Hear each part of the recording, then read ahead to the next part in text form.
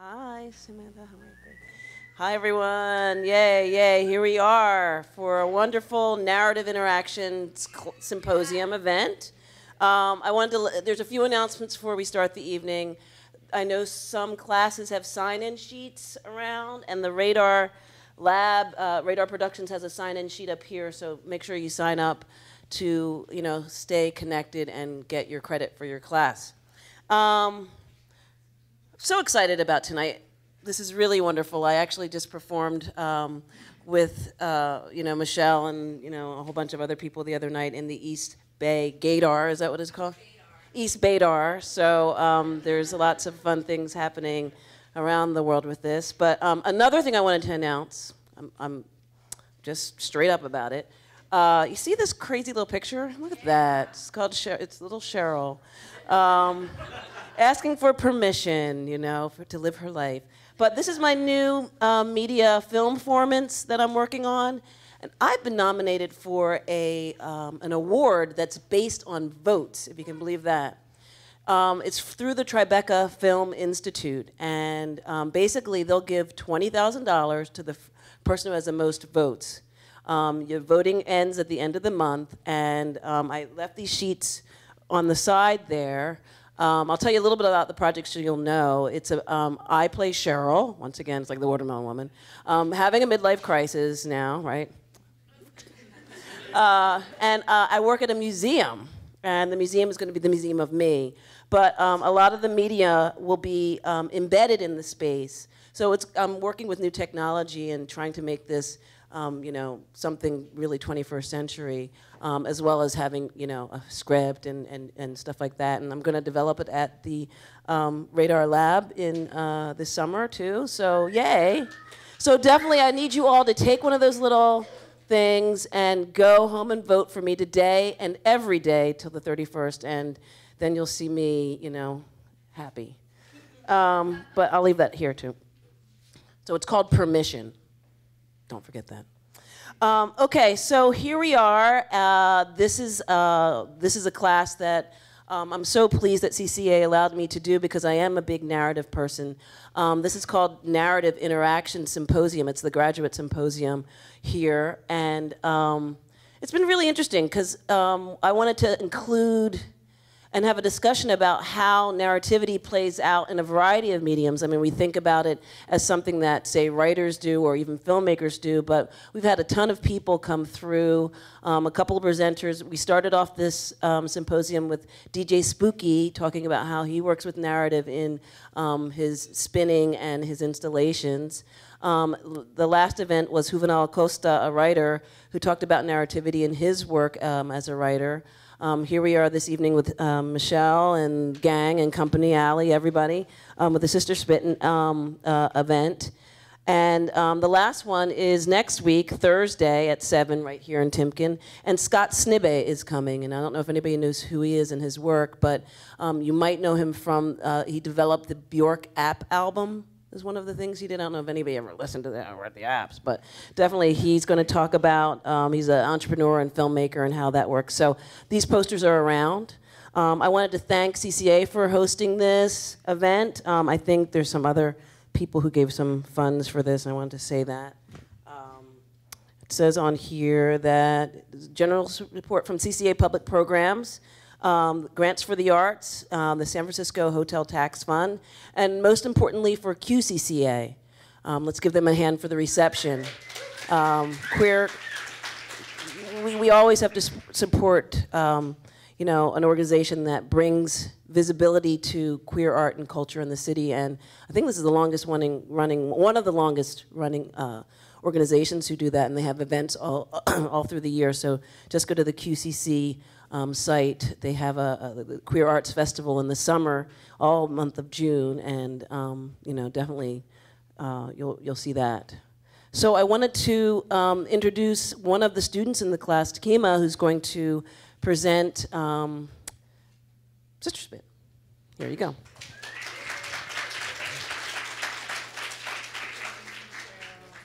Hi, beautiful people of CCA. How are you doing tonight? Good, good. My name is Takima. I'm a first-year visual and critical student, and it is my pleasure to introduce the phenomenally talented, gifted artists that have decided to grace us with their presence tonight. Just a little background for those of you who don't know, and yes, I do have paper, and I am going to reference my paper, so please don't judge me. Sister Spit is a Bay Area legend whose first incarnation was in 1994 as an all-female open mic founded by Michelle T. and Cindy Anderson. By 1997, Sister Spit was touring throughout the United States with, and I quote, a group of some of the most notorious, talented, and just freaking interesting women and dykes, end quote, which sounds like a cool group of people to me. Selling out shows, captivating audiences, and in the process, placing a spotlight on the Bay's emerging lesbian spoken word and performance art scene. Now, they disbanded they toured until 2000, until the original collective disbanded, and in 2007, T rebirthed Sister Spit as Sister Spit Next Generation, which is an all-gendered and trans-inclusive collective of queer and queer-influenced artists. So I'm excited. I know y'all are excited. I'm not going to take up too much of your time. So with that, I'm going to give it over to the gorgeous, luminescent creature that is Michelle T. Thanks, Takima. Tech Maestro, would you please let's say goodbye for a moment to Texta Queen's incredible art that's up here. Are they up there? You guys up there? It's gone. Oh, cool. Hi, I'm Michelle T. We're going to see some more of that later, but it just means that if it's up, then anybody who's standing up here has like naked ladies all over them, which wouldn't be the first time in the Sister Spit show. Hi, thanks you guys for coming. Oh boy. My name's Michelle T. I'm really happy to be here. I really want to thank Cheryl Dunier and Rudy and Pam from QCC, everybody who helped this amazing little event happen. Sister Spit tours for a month every year. We tour in the month of April. So what you're getting tonight is a little bit of a sneak peek. We have almost everybody who's coming on tour. We're missing one person who lives in Brooklyn and couldn't be here, Christy Road. So you're getting a really great sneak peek with a special guest, and we have our kickoff show at the library on March 31st, downtown, the public library, and it's in the afternoon and it's free. So come check us out again. You'll get a different show.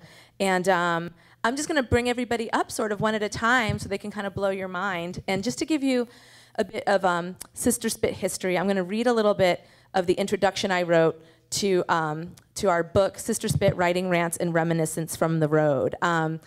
Last year, Sister Spit started a publishing imprint with City Lights, which is really exciting. So we're going to be publishing 2 to 3 books a year with City Lights. Yeah, thanks. That is like really exciting. You know, we've been wanting to publish, but it's very daunting to start a small press. So thought, why reinvent the wheel? Let's see if we can glom on to a really successful, awesome publisher, and they let us. So kind of hitching a ride with them. And this is a collection that Modern Times is selling out in the lobby, and it's got a lot of people who've traveled with Sister Spit all the way from 1997 on our first tour up until like 2012. So Sister Spit started as an open mic, and that's where I'm jumping in right here. The night of the very first Sister Spit, 50 females signed up to perform. We were unable to fit them all into the program. Our audience pushed back through the bar and spilled out onto Valencia Street. Do you know where Sister Spit started? You guys, you won't even believe it. Blondie's Bar and No Grill on Valencia. You know that Chode Fest, right? Where you're just like, fuck, like that place used to be a dive bar where like old dykes hung out. And we started Sister Spit there. And then it became a martini bar afterwards. So that's where we are. We had poets and writers and a puppeteer who crawled under the stage and performed a play with nun finger puppets.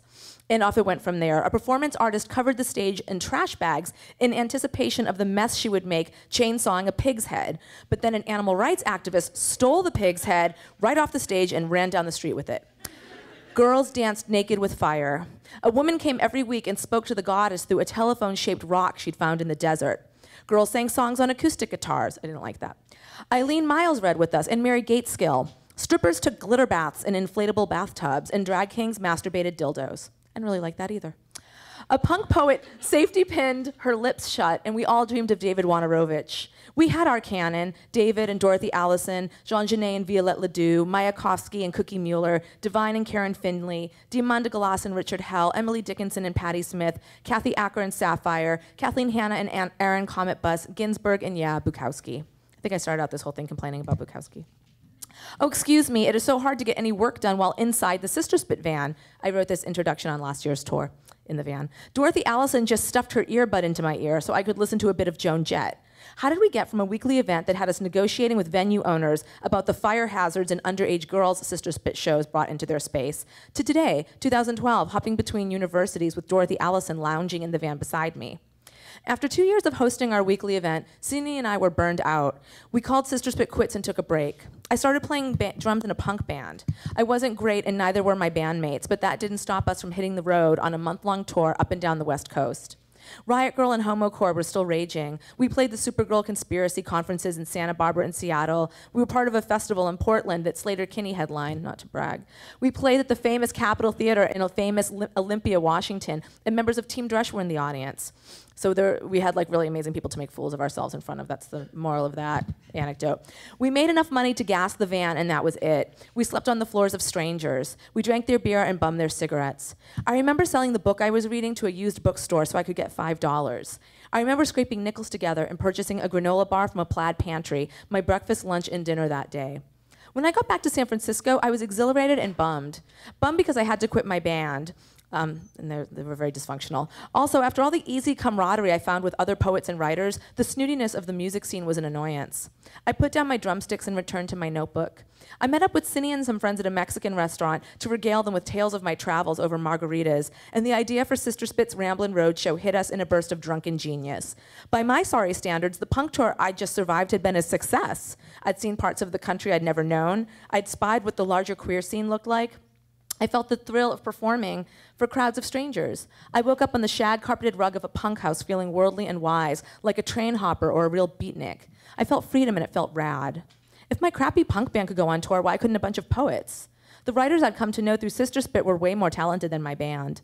And unlike the band, which relied on an audience who enjoyed our particular brand of obscure, noisy, atonal, instrumental math punk, the stories and poetry of the writers we knew had a more universal appeal. Cindy and I went to work booking a one-month national tour. It's worth mentioning that I made $12,000 that year, and Cindy no doubt made the same, if not less. We did not have cell phones, nobody did. We did not have credit cards. We did not have college educations that had empowered us to think we could take on such a crazy, ambitious project, and we had no student loan debt shackling us to a straight life. We came from alcoholic families that raised us to thrive in chaos and act without a lot of forethought. Thank God. If we had known we were setting out on what would be a $10,000 adventure, we would have never taken it on. But we didn't know anything. Town by town, we booked shows, mapping our way across the USA. We turned to Punk Bible, Book Your Own Fucking Life, a how-to guide for touring bands published by Maximum Rock and Roll.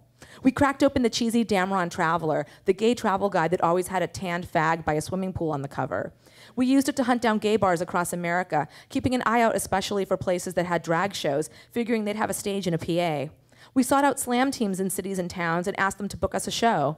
We began a steady fundraising cycle.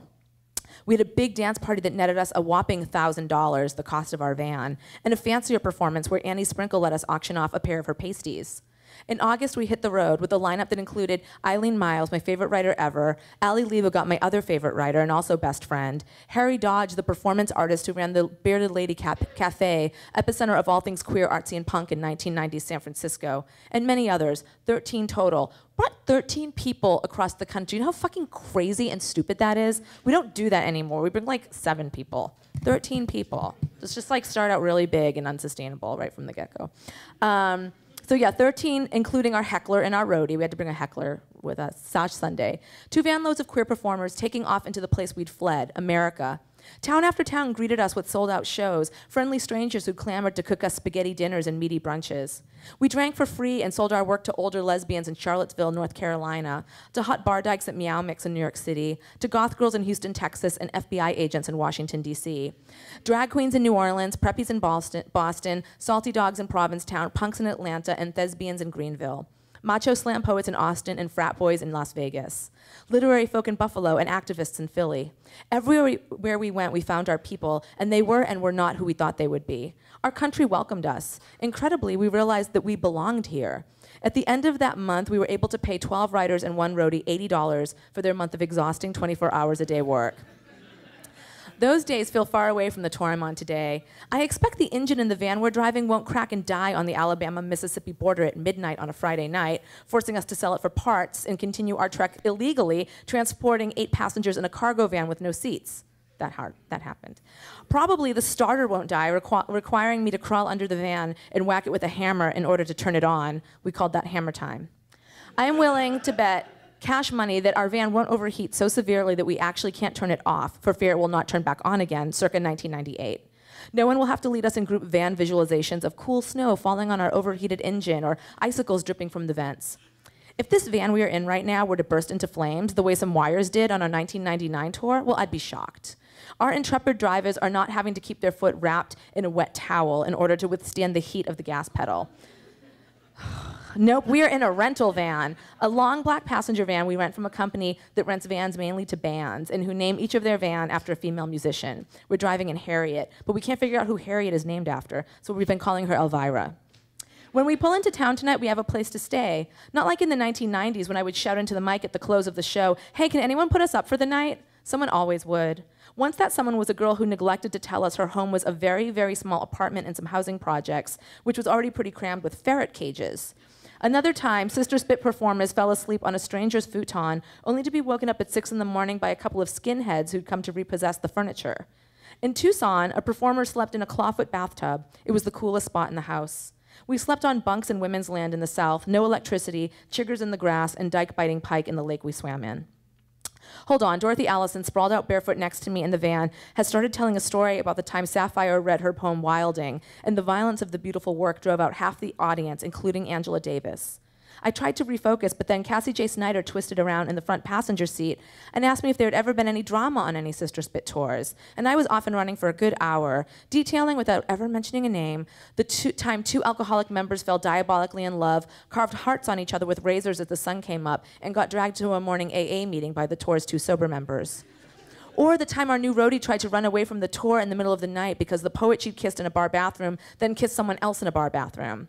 The heterosexual performer who had an end-of-tour meltdown screaming, "I need men and meat," after too much time spent among vegetarian lesbians. It's tough. The Diner Brawl, prompted by one tour member whipping a dildo from his pants and daring a circus performer we'd befriended to fillet it. A rogue Catholic in the back of the room, this was in Boston, was violently offended and started menacing us, so I jumped into action and hurled a jar of Grey Poupon at his head, sparking rather than quelling a raging fight.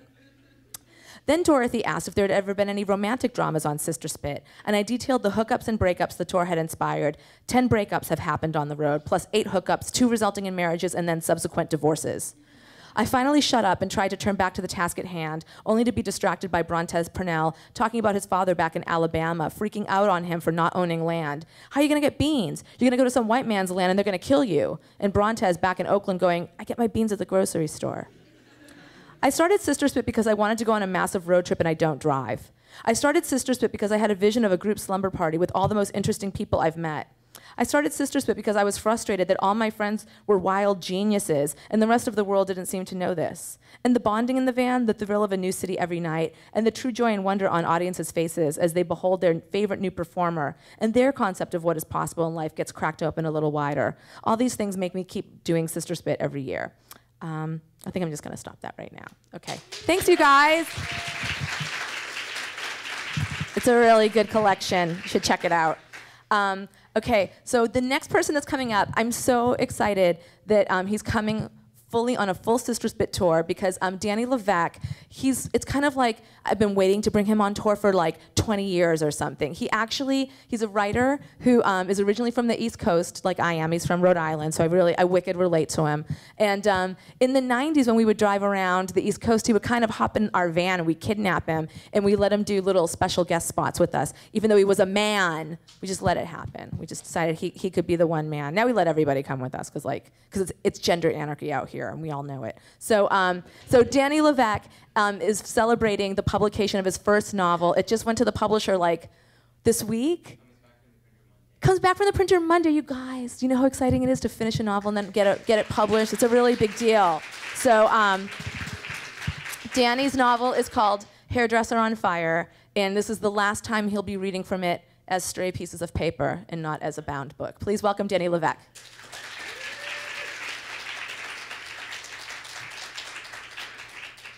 Thank you, Michelle, for everything, really.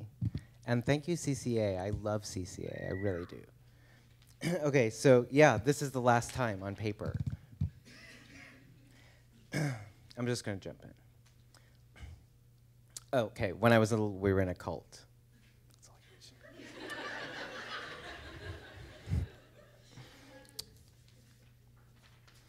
My father permitted us to live our lives as normally as possible when inside of his walls. In exchange for robbing us of our childhoods, he turned double agent, holding the facade of a strict disciplinarian when in the presence of the misogynist men of the community. At home, he stuck to the ideals of a working stiff, trying to give his best to his family, give us what we needed without interference from the community. In the presence of community members, mentioning the allowance of toys and props I had accumulated in my father's house was forbidden.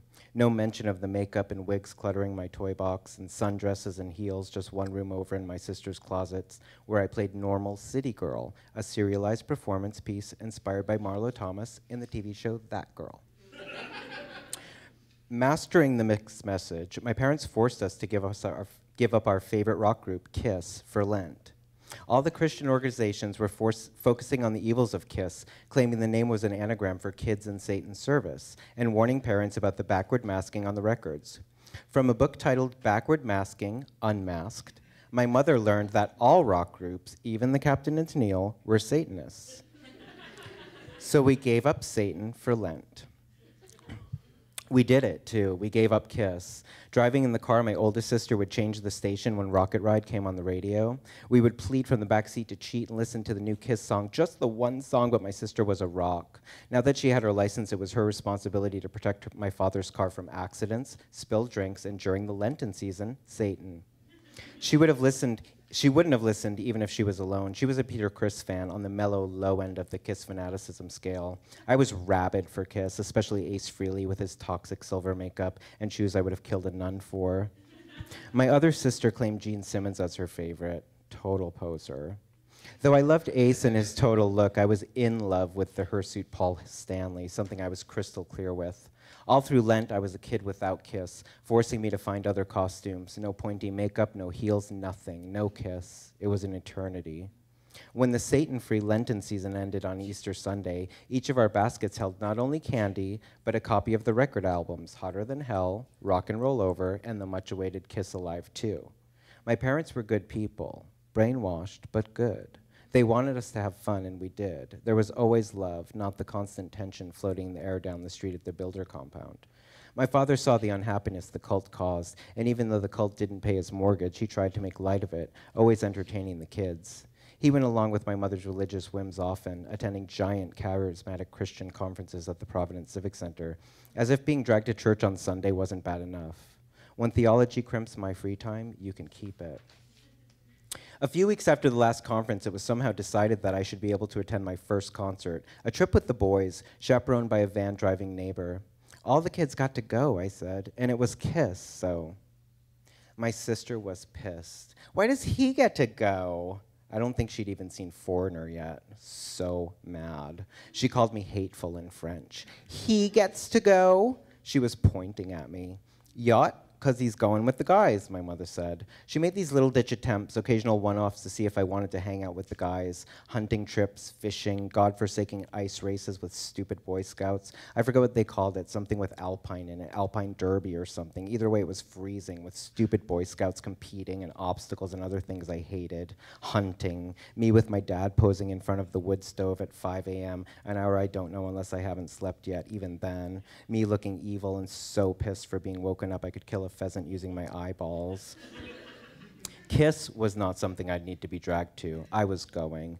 My mother would have to pry her own Maybelline pencil out of my dead hands, and even then, I was already there, busy in my head planning my outfit. Nobody cared if it was a group of Satanists driving me. It was the 70s, in a van with the boys. I remember the ride, classic 70s from the movie in your head, bubble windows, curtains. I shoved myself deep into the bowels of the Chevy van and bounced on carpet. My sweatshirt got snagged on the inside of the door. Shit, I said to myself.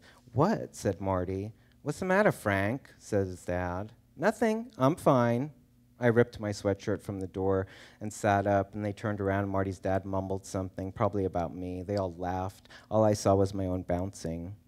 The show was held at the Providence Civic Center, where just weeks before I watched Catherine Kuhlman work her magic spells on the Christians. Kiss was going to inhabit the same stage where my head got pushed. This time I wasn't dressed like a cult kid in a bright orange shirt with a dove on it. Conversely, I had dressed up for the occasion. With my makeup and talcum powder flaking, I looked like a zombie Paul Stanley in zips, but nobody cared. I fluffed my hair. Past the red velvet curtains thick as doors, we took our seats. First row, balcony, stage left was a certain drag for the Ace Frehley fan I was, but still not too shabby. As soon as we settled, the boys and the rest of the room disappeared into a swirl of pot smoke, lighters, all those lighters, and the sound of people screaming, "We want Kiss! We want Kiss!" Like this mob. They were demanding it, all sweaty and swearing, openly puking into their fingers. I was enchanted. My seat was the last thing I wanted at this tent revival, and the lobby was a distant planet. I clung to the metal bar in front of me, waiting for the voice. The house lights clacked off, and the place went quiet just for a second before going apeshit. "You wanted the best, and you got the best! The hottest band in the world, Kiss!" Our demands were met. Kiss appeared from under the stage, trapdoors coughing with fog machines, their costume bodies running back and forth in front of the sign. Oh, the sign with its giant letters, K-I-S-S, K-I-S-S, K-S, Kiss, Kiss, Kiss, Kiss, blinking in seizure patterns. Sometimes the lights would be all the way around the edges, or one letter at a time, or my favorite, the less common, every light on the sign on, where the giant Kiss would blind you for a second, blasting so much wattage that when you closed your eyes, it still said Kiss. Detroit Rock City started, and I fell over backwards. In 1978, there was zero regulation on how much explosives a band could have, and Kiss had a shitload of explosives. Giant flames on both sides of the stage licked the metal ceiling of the Civic Center, heating up my face. "Hello!" screamed Paul Stanley, looking directly at me, pointing his right index finger at my face. Push. I needed a barf bag or a diaper, I couldn't tell. I was coming apart, shaking. The stage was going up and down, mad with hydraulics, spirals of white light shooting out of Ace's guitar, and God of Thunder with the blood. Oh my God, the blood. Vibration shook my every cell in harmonic assimilation, synapses making connections that hadn't existed before the lights came on. People were falling out all around me, and I realized, finally, I was on fire. Whatever it was the Christians had felt when Catherine Kuhlman shuffled across the golden stage, I felt it now. I looked across the flames, and he looked right at me. It was God in 7-inch leather heels singing, "Do You Love Me?" "I do," I whispered, "I do," deep into the neck of my sweatshirt. "Thank you," he said to me. Push. My head rocked back on my neck. "Good night," he shouted to the rest of the crowd. The house lights came up to 20,000 crazed teenagers and rubbed off makeup. I was frozen by the scene, my new people, my flock. Slow motion showed an eager girl sliding into a pool of puked-up Southern Comfort and peach schnapps, landing flat on her back while her asshole boyfriend laughed. She was running towards the front, hoping to be one of the groupies picked up by the roadies to be taken backstage to do it with Kiss. She probably would have gotten picked, too. She was so metal, but she never made it past the puddle. Her cheap punk snagged... She did. Her cheap pump snagging an undigested piece of filet-o-fish that slid her legs out from under her. She jumped up, her perfectly big hair flattened to the back of her head, soaked with cold puke and warm Budweiser, drip, drip, drip from the nest of her frizz pouring into the bowl of her cowl neck sweater. But nobody prayed over her. Nobody called on the infant Christ to heal her. Instead, the entire balcony laughed, hoping another person would fall victim to the puke slick before security made us leave. The parking lot was all blasting Kiss. Puke Girl was laid out in the back of a tricked-out Mustang, and there wasn't a cop in sight and no kumbaya. I rode this wave of rock and roll chaos all the way home in the van, now knowing the truth, that I was good. I was part of something I could feel. Driving home, I could still feel the heat of the flames from my spot in the cold van, and it still said kiss on my eyelids when I blinked. Marty's dad could kiss my ass for all I cared. I wasn't scared anymore. Every bump in the freeway made me rise up a little more, and I knew I had been saved. Thank you.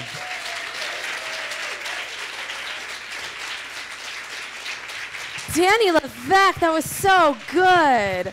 Oh my God. I'm really excited for your book. Are you guys excited for that book? It's called Hairdresser on Fire, and you're going to be able to get it like next week. So start Googling it now when you get home. Our next performer is a writer and an amazing visual artist. Texta Queen is from Australia, from Melbourne, Australia, and they came on tour with us in 2007, and it was so amazing to get to just look at the big, beautiful pieces of art that you've already got a little glimpse of tonight for like a month. So they're coming back again with us this year.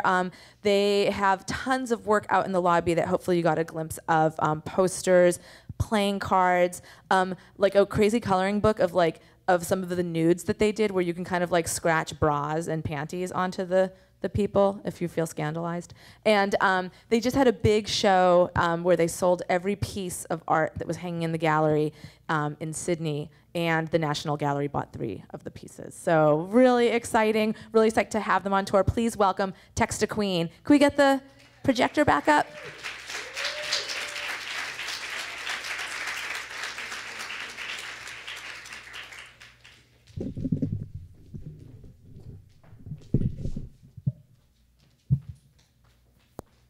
Hi.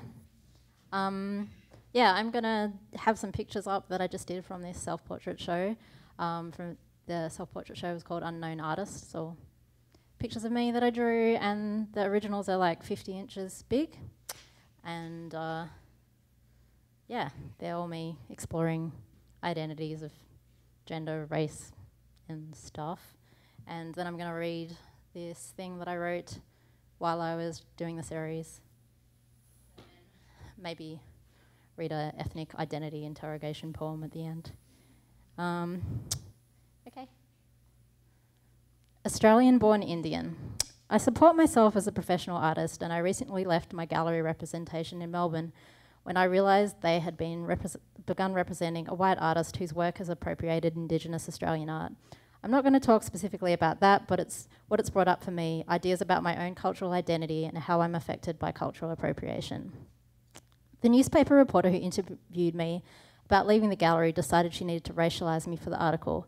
Part of our phone conversation was this: what's your cultural background? You can say I'm a non-Indigenous person of colour. I can't say that. We can't say colour. It's a term people who aren't white use to describe ourselves sometimes. It's not usually an offensive term. But where are your parents from? Were you born in Australia? India, yeah, but you don't need to say that. It's not relevant here.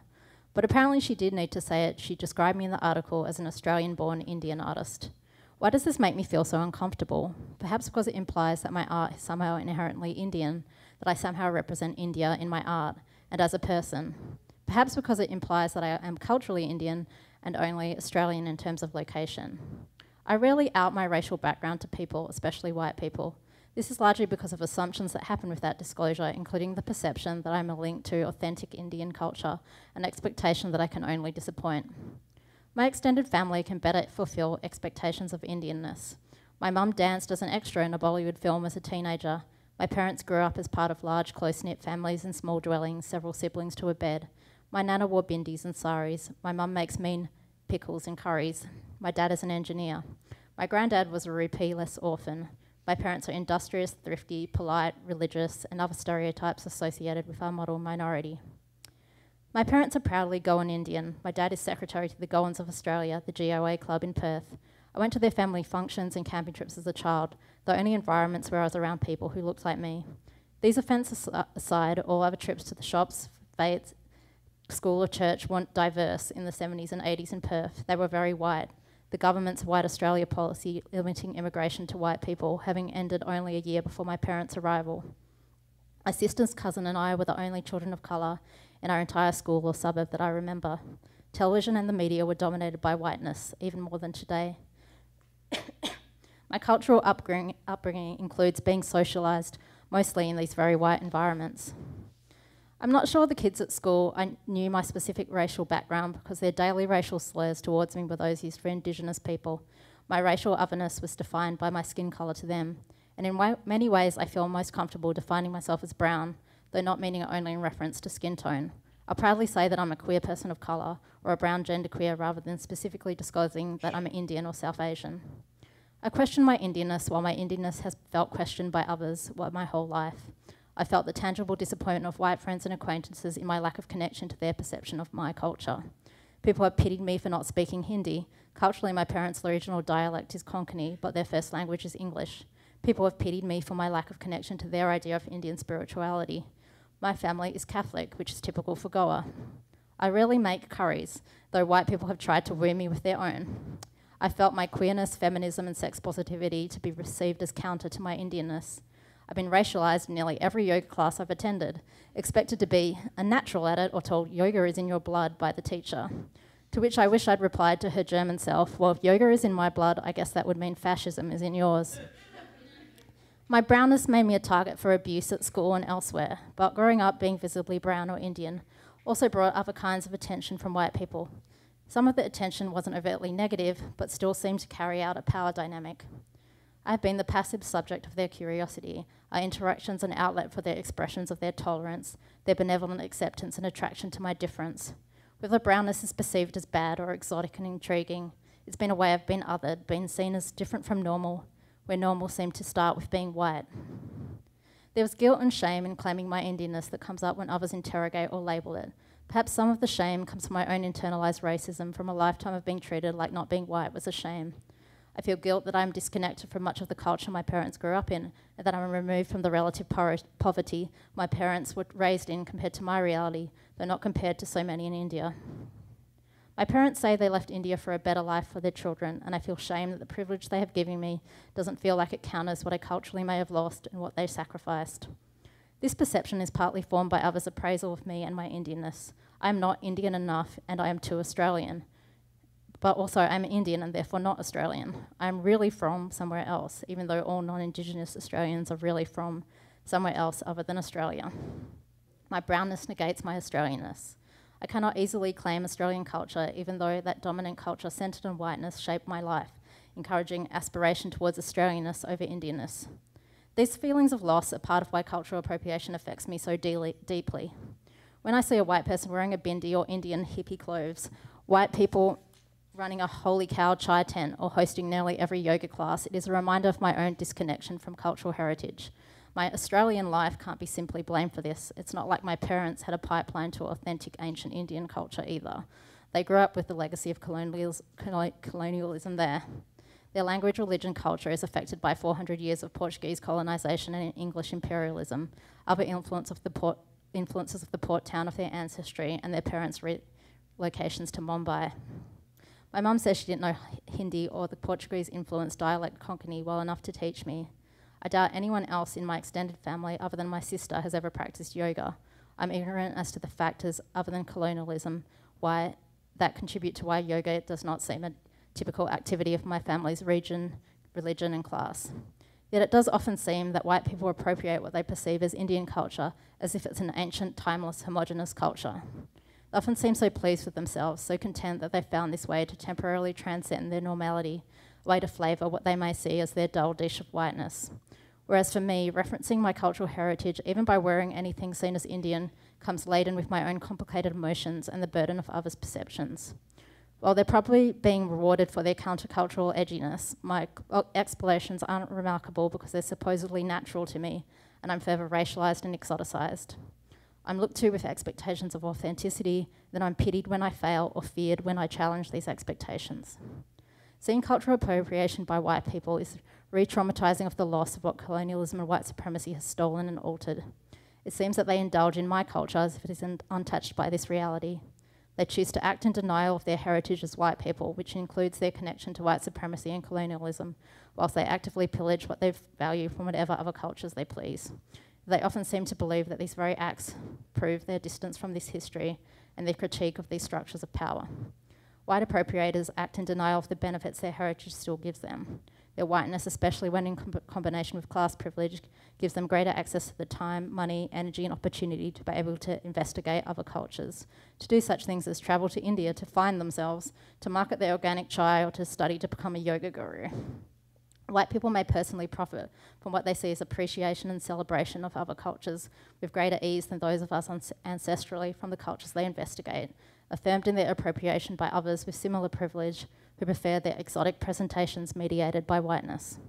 Whereas I am consistently reminded where my inescapable Indianness places me within white supremacy and how my connection to and understanding of my Indianness has been affected by imperialism, colonialism, racism, exoticism, capitalism, migration, and other factors. Cultural appropriation reminds me of what has been taken from my cultural heritage by the act of stealing it again. What I do know about my cultural heritage is that it includes this legacy of theft, loss, distortion, and transformation. It's part of what makes up my culture as an Australian-born Indian. And then this is a short poem. Where are you from? In response to your question, where are you from? Why do you ask? Is it your curiosity in the origin of my features? Is it your fascination for other cultures and what they have to offer you? Why do you desire to establish an exact definition of my difference? Why do you assume I desire and am able to define this difference to you? Do you show the same interest in determining the ethnic makeup of every white face that you see? Isn't everyone from somewhere? Do you not have a heritage? Why does whiteness make yours invisible, yet my brownness make mine subject to your anthropological investigation? Do you believe that I should be delighted to personally inform and educate you? Do you think that it is my responsibility to know and always be ready to impart the details of my cultural heritage? Do you apply these same standards to yourself? Why do you assume that I'd love to reminisce about what my family or I left to come here? Did it not cross your mind that we may have left for good reasons that I do not wish to reminisce about, especially with a stranger? Do you believe your curiosity is commendable? Do you think I should be grateful for your tolerance and interest in diversity? Do you believe this is your country to welcome me to? While brownness prompts, where are you from? Your whiteness prompts, what do you do? You wish to define me by my physicality, but you expect to be defined by your actions and your intellect. Have you travelled the world and been asked the same question? It is not the same experience in a place where you're expected to be treated as a visitor. Perhaps your whiteness provided a fascination, but wasn't it also exalted? Weren't you still treated like a speaker at a podium? Or don't you see this because you were so used to being heard from that position? Do you not realise and expecting to discuss my brownness as subject of your fascination, you position me as an exotic curio on a pedestal? Do you think I wish to be a talking doll, spilling my secrets each time, yet another curious child pulls my cord, demanding that I politely answer your question?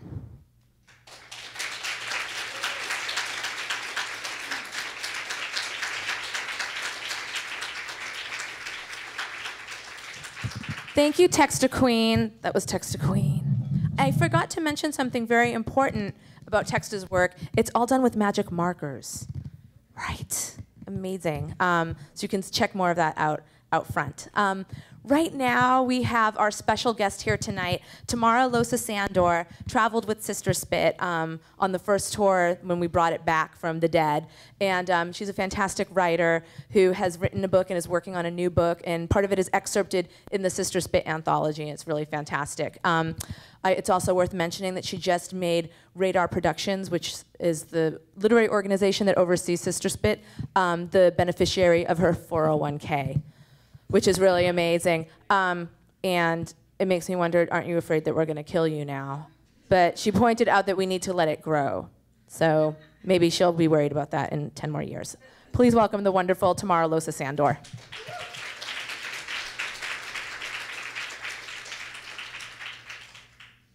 Thanks, Michelle.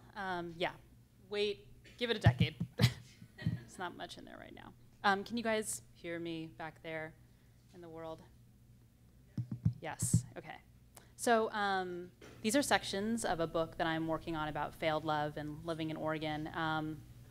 And the stuff I'm gonna read to you tonight is very drafty, which is unlike me because I'm a pretty bad, I don't know, like I don't wanna share anything unless it's like to the perfect, you know, whatever. So I'm taking a risk and just gonna test it out on you guys. If living in Eugene is like dating a girl you're slightly embarrassed by, then leaving New York for Eugene is too inexplicable for metaphor. You had one girl, and then you didn't have that girl. You ended a life you believed would be the rest of your life, and you began a different life. You were full, and then you were empty. You made a pact. You wouldn't attempt coherence, explanation. How could you answer why? How could you follow where it led when you'd already been led here? For what? By who? Yourself, avoiding why. Why led somewhere further, or perhaps worse, back to where you'd fled. You weren't sure you could handle any more undoing than had already been done. The New York self would be left behind. It was she of a previous location. With that she was the lean forward, the lean into talk, the lean of the mind, the neurotic lean, the lean into narcissism, the brusqueness, the boastfulness, the sharp everyday demands of that city, all of which made your previous location shimmer, made the previous location whole. You needed something different here with Eugene. What? You didn't know. You simply got off the train and something new, anonymous, had begun. Crisis was difficult to admit, but the more you thought about it, the more you realized that nothing had to be said, that leaving one place to arrive in another was the language of crisis itself. In a previous location, I had a routine, a shtick about breakups, specifically queer breakups. Perhaps this was my own ignorance speaking, but breakups were the sole reason I envied straights. The straight world seemed so diffuse, so massive, that when people split up, and I'm not talking about married people who were entrenched in suburban community, but those of us who lived city lives, that when people split up, each person could effectively disappear from the other into that global amorphous, hugely populated realm of straights. Straight couples who'd parted ways could simply not see each other for years. In the much smaller territory of queer breakups, you were bound, even cursed, to see your former person all around town. And more than likely, you'd see them with their new person, inevitably a mutual friend, someone you'd known for however long. You'd see them together at every dance night, every queer bar, every art show, every reading, every house party. The scene was small, and yes, there were many scenes that made up the larger queer world, or even community, if you wanted to call it that. But the way we accumulated in the sense of interconnection was relentless and pretty much unavoidable. A joke about webs of exes or holiday parties where you were entirely surrounded by exes and their new dates, who might even be former dates of yours, served up rueful, uneasy laughter at best. And so, you were cursed to see your former person everywhere. If you two were on good terms and now the very best of friends, you might negotiate space, which despite the formal terminology was actually as complicated as rocket science. No matter how the negotiations went down, social space was still public, and you'd see your former person with their new person at the shared events within a few months, if not weeks, or, let's be honest, days of your breakup. Maybe you feared seeing them at the usual bars, the usual nights out, so you stopped going. You feared seeing them at the obvious gatherings, so you stopped going to those as well. And then you ran into them at something you thought for sure would be more obscure. But there they were, in their first lust of love, which you projected all kinds of perfection upon, and could care less about friends' rote advice that relationships were never as they seem. You might then be compelled to go into hiding, or to hang out with straight people, that global amorphous population, the torture of queer FOMO more agreeable to your constitution than having to see your ex so blithely, hungrily moving along. This could happen to you, or you could be the enactor of this to someone else. Either way, it happened, and the desire always was that it didn't. The routine, the shtick about queer breakups, held that a courtly agreement should occur between the two now broken up parties, that one person would first go away, go live on, say, Sexless Mountain for a set period of time. Then that person would return to civilization, and the other person would go away for a set period of time to perhaps Eunuch Island, that each person would be spared for at least a little while. If you have a strong enough belief, it may just become a self-fulfilling prophecy. In other words, there's a joke here somewhere, and it's on you. The joke may have been less painful if only Eugene was a sexless landscape. However, Eugene did not lack for sexuality. My God, that sexuality manifested out of every sidewalk crack and cranny. Eugene's libido had a raw, unvarnished quality, bonkers even, and you bumbled into it, never quite knowing which way the scenario would turn, such as this very moment while you walk your bike through the daylit streets of the Whitaker and are approached by a man wearing nothing more than an American Speedo and boots. "Can I fix your bike?" he asks, to which you cannot believe you hear yourself reply, "Yeah, and what else can you fix?" In order to get to the community sauna, as the flyer at the yoga studio called it, I hitched a ride with a young couple who were in from Portland for a meditation and chanting retreat. The fall equinox, they said, time to harvest the fruits of their spiritual labors. I lived in Oregon now, so I nodded in an understanding, meaningful way and said, right on. Now, many a mile out on Lorraine Highway, I stood in the backyard of a mellow bungalow where inside people were partaking in vegan root stew and a tincture of THC. The backyard was quiet, and the ground was wet from the earlier rain. The wind tussled the surrounding trees, and for once there was a nearly clear sky, the moon bright and bold, outlining the edges of a few clouds floating past. I felt shocked by my own sense of calm. Perhaps I'd picked up a few kernels from the couple's spiritual hard work. I hung up my towel on the rack outside the home-built pine sauna and felt right with the world. Then I opened the door and in a flash glimpsed 5 times more penises than I'd seen in my whole lesbian life. The sauna door swung shut, and mercifully all was sealed into darkness, or near darkness, with only a prehistoric orange glow radiating from the wood stove. This place, from what I could determine in that brief lighted moment, was sleepy but alive, with middle-aged genitals.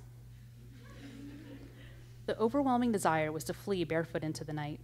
Conversely, I was paralyzed. Then the dawning horror. There really was nowhere to go. The heat folded in. Nobody spoke. Heat was a true silencer, and perhaps everyone had succumbed to their laconic visions. I stood very still. From within the prehistoric darkness, I detected an indication, a barely perceptible nod. Look, a wooden ladder to the right. My hand, like a stranger's hand, reached for the nearest rung. Did I really only need a feather-light nudge of encouragement? I climbed to the uppermost shelf.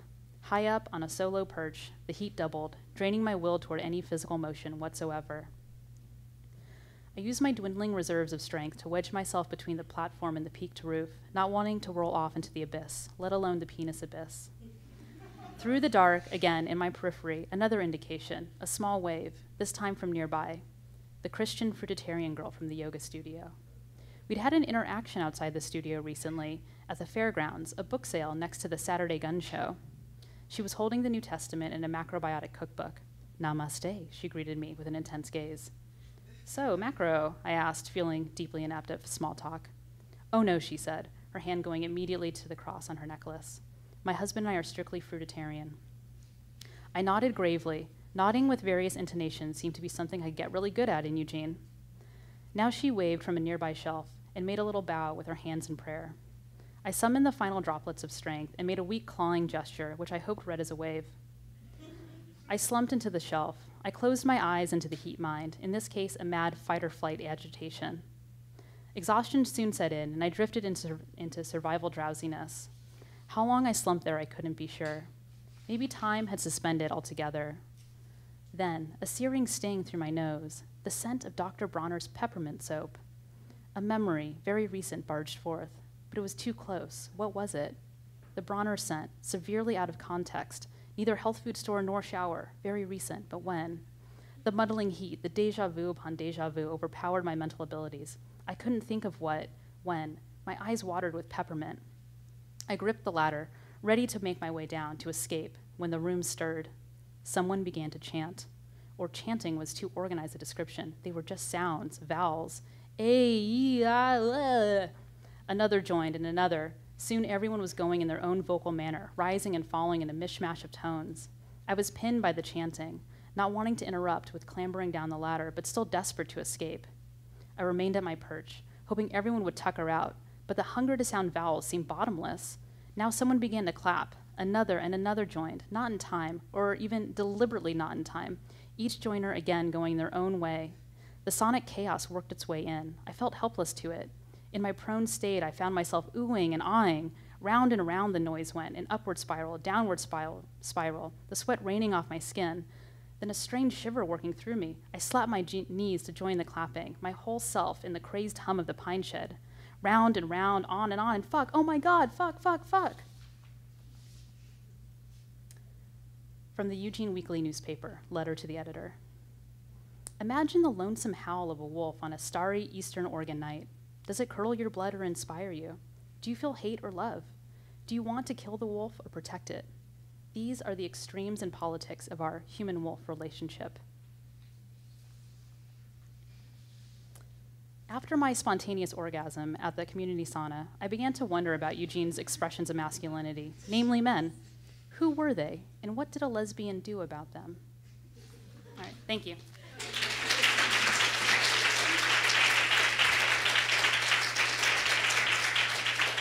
Tamara Losa Sandor, that was so good. Thanks for trying it out on us. 2 thumbs up, 2 thumbs up, 2 spontaneous orgasms up. Our next performer up here is Liebe Guy, and it's an incredibly special week for Ali because not 1 but 2 of her books have just been published. So we're really, really exciting. One is a reprint. It's a reprint of her book-length poem, The Beautifully Worthless, which won all these awards when it came out a few years back. And the other one is her brand new book, Cha-Ching. It's really exciting. They're both on Sister Spit Books. And she's coming on this tour, and this is like the 5th Sister Spit tour she's been on. It's sick. She's like been on more Sister Spit tours than anybody besides me, which is very exciting. Please welcome Liebe Guy.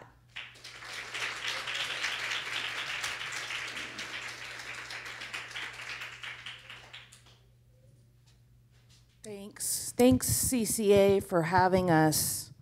I always wanted to go to art school. I can't imagine getting another degree that would allow me to continue cashiering at Rainbow Grocery, though. I'm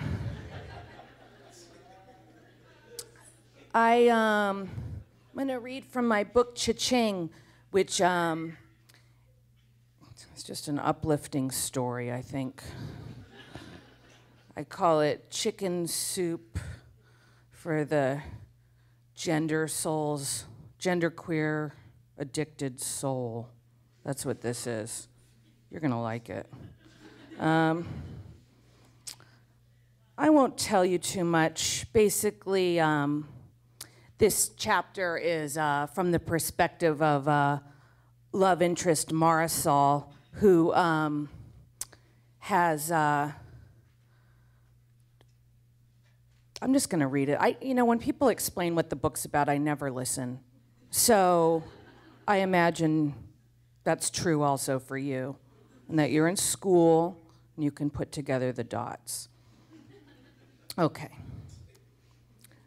The next day, Marisol still hadn't heard from Theo. She lay on her couch eating Xanax and staring at the red digital numbers on the cable box atop the TV until it was 2:45. She grabbed her keys and walked down the stairs to the subway station. She was delighted to find her legs rubbery from the anxiety medication. It had been hard to know if the drugs were working while lying on the couch. The man in the bodega who sold her overripe bananas saw her standing at the top of the subway stairs and waved to her. She gave him a half-hearted wave back. She didn't want to invite conversation. It was very sunny for such a cold day, and she turned to press her hands against the sun-warmed railing of the staircase. Many people will walk up those stairs, Marisol thought, but never my father or mother. Eventually, a train arrived, and a cluster of people ambled up the staircase. She scanned their faces until she saw a teenage boy with a shaved head carrying a hard gray plastic case. He caught her eye. "Are you Chloe?" the boy asked. Marisol nodded. "I'm Sean," he said.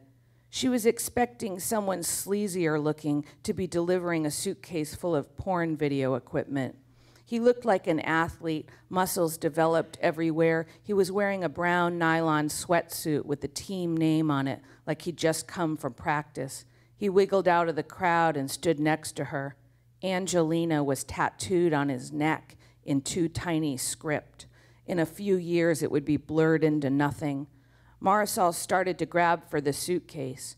"It's kind of heavy. I can help you carry it to your apartment if you want." "That's okay," she said. She caught a whiff of his cologne. She knew it. What was it? Something cheap from her childhood that the boys at school would wear. Old Spice, she thought, staring at the gold $sign stud in his earlobe. "You sure I don't mind carrying it?" He looked her right in the eye when he spoke to her. She liked his politeness, or was it sexism? Surely he knew she worked with candy. Marisol thought she should ask him if he wanted to get some garlic knots or a slice from the nearby pizza shop. How old did a person have to be to have those jutting neck muscles? She studied his polite smile to figure out if he was thinking of her as a porn actress or stripper or someone of Candy's generation, an elder, a mother. Let me see how heavy this is, she said. She reached her long, rubbery arm down and grabbed the handle of the suitcase. It wasn't that heavy, like a few weeks of neglected laundry with a full bottle of soap on top. It's not that heavy, she said, smiling. The smell of garlic knots wafted over from the pizza place. The combination of the pills and leaning against the sun-warmed railing had given Marisol a sense of hope she hadn't felt in a while. Now, standing next to polite Sean, she felt like she was on vacation from the numbness of the last few months. You want some garlic knots, she said out of the blue. The boy's eyebrows lifted. Or a slice, my treat. Nah, the boy smiled, I'm straight. But Marisol saw his eyes lying. No young man could resist garlic knots or a free slice of pizza. But it's such a great day for pizza, Marisol said. He laughed. Maybe another time. I have to go to practice, he said, looking down at his watch. I'm late already. Oh, nice to meet you. He turned to leave. Yeah, you too. He hadn't called Marisol ma'am, but he might as well have. She leaned against the railing and watched him descend the staircase. He was almost out of sight when she called, thanks, and he looked back over his shoulder and smiled, giving her a little wave like the kind of a boy gives their childhood friend when they part at the bus stop after school. Marisol lugged the video case into the pizza shop and ordered a bag of garlic knots and a diet soda. The man behind the counter picked 5 garlic knots from a silver tray with a pair of tongs and dropped them into a white paper bag. She felt his eyes on her. She knew she got better customer service because of her looks. She slid the video case into a corner booth and scooted in next to it. She fished the prescription bottle out of her purse and shook 2 more of the tiny white pills into the palm of her hand. It had been so long since she'd felt like she was on vacation, and she didn't want to lose that feeling. She popped one of the pills into her mouth and took a quick swig of diet soda. She loved its bitter flavor. She looked at the other pill and heard Candy's voice saying, "Don't pull no Marilyn Monroe on me." As much as she wanted to swallow it so she could be on super vacation, she was afraid to take too many at once, lest she build up a tolerance. The garlic knots were still warm. She bit into one, the butter and garlic coating her teeth. Garlic knots were vacation food. She could go to P-Town and visit her friends, but did people vacation alone? Maybe only sad people who were pretending to be happy. She stretched her legs out under the table, imagining Sean was across from her, and she was seducing him easily, touching his legs with hers, inching down the V in her T-shirt with her pinky finger. But really, she wished Theo was there. Had she scared Theo away with her coldness? She finished the garlic knot and picked up another one. God damn it, the man behind the counter yelled. He was shaking an enormous tub of white shredded cheese into a smaller tub and watching a soccer game on TV. He caught Marisol's eye and said, "Why do they want to break my heart?" gesturing to the TV, which was showing an instant replay of what Marisol assumed was the wrong team scoring a goal. She smiled and went back to her garlic knot. Men shouting at sports on TV were not her idea of vacation. Every game they make the same mistakes, he said. It always gets darkest right before it gets pitch black, Marisol replied. What's that? The man asked, wiping his hands on his apron and turning the TV down with the remote. He'd finally succeeded in his plan to get her to talk to him. She ignored him. She was his hostage, the only person in the shop. Soon the gaggle of high school kids would flood in from across the street and push each other and screech and order their slices. The thought made Marisol open her purse and retrieve one of the white pills. She threw it into a mouthful of diet soda like a person tosses a bottle with a message into it, a breaking wave, and swallowed. Then she folded the top of the paper bag down neatly into perfect symmetrical rectangles. She wanted to save a few garlic knots for later, and she wanted to escape the man behind the counter. I didn't hear you, he said, as she slid out of the booth and walked toward the door, the video case now heavier in her hand. She looked at him, puzzled. You just said something to me, he said, a touch angrily. Marisol remembered the soccer game. Oh, she smiled. Her rubber knees giggled underneath her. She remembered the first time her mom came home from rehab talking about God's will. I said, "We don't always know God's will." He looked at her incensed. "No, that's not what you said." "It's what I meant to say."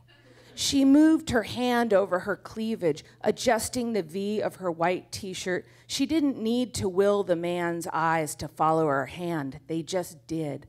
I should be a hypnotist, she thought. A titnotist.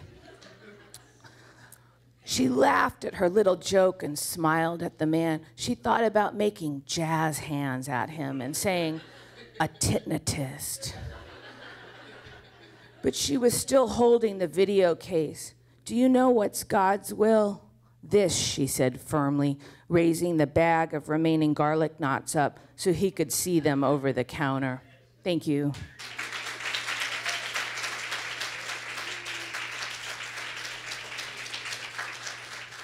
Oh my God, you guys, that book is so good. It's all of that and then like more of it. You know what I mean? It's really good. That was awesome. I'm very excited. I get to travel with these people for like a month and hear this shit every night. It's very exciting. You guys, that's our little show. Thank you so much for being our sneak preview audience. Thank you again to Cheryl for bringing us out here. You know, we are going to be doing a little guesting in Cheryl's class tomorrow. A bunch of us are going to show up and hang out and can answer your questions about life. We can give you life advice. If you're just, you know, having roommate problems or something, talk to us about it. I really want to thank Modern Times for being here. We have Allie's books are for sale out there. The Sister Spit anthology is out there. Texta Queen has a bunch of amazing, beautiful stuff. So please stop by the little mini mall out there. And thanks again to QCC for feting us. And please come see us at the San Francisco Public Library Sunday the 31st in the afternoon. I think, is it at 3 o'clock? 2 o'clock. 2 o'clock. Thanks, you guys. Right on. I'm glad somebody knows what's going on. At 2 o'clock, and then we're going to have a happy hour, little after party at the Lexington Club that evening at 5, from 5 to 8. So if you want to sign up on the little radar sign-up list, we'll send you an email about it so you don't forget. And we also do events every month that are free at the public library that are amazing. So that's all from me. Thanks, you guys.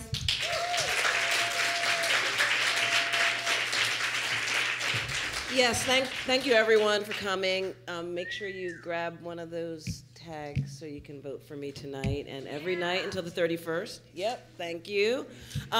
It's in GC1 in the Graduate Building from 12 till like about 2, I think, maybe 2:30 or so. We'll see how it works out. So everyone's invited. Tell your friends. It's going to be awesome. You know, other classes who are here, or, you know, people who didn't get to see this, please come. And yeah, I'm really excited about that.